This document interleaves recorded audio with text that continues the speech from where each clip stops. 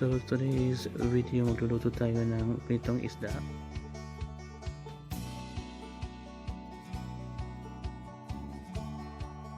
Ilagay na natin ang isda.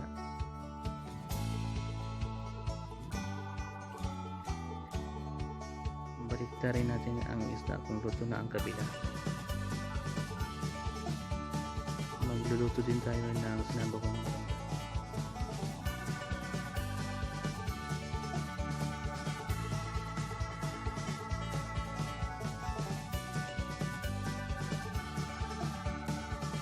iwain natin ang sangkap, bawang, sibuyas, dahon, kamatis at siling haba.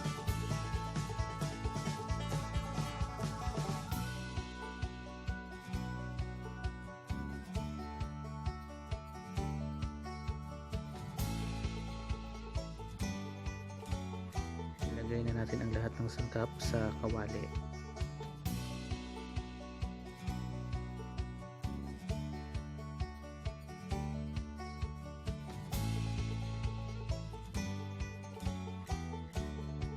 Pag kumulo, ilagay na natin ang asin at malunggay.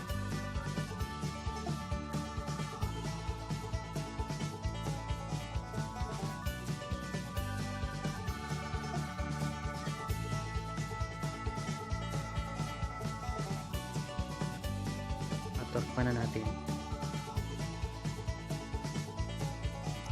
Ito na, luto na ang ating sinabawang malunggay at ang pritong isda. Maraming salamat sa panonood. Bye bye!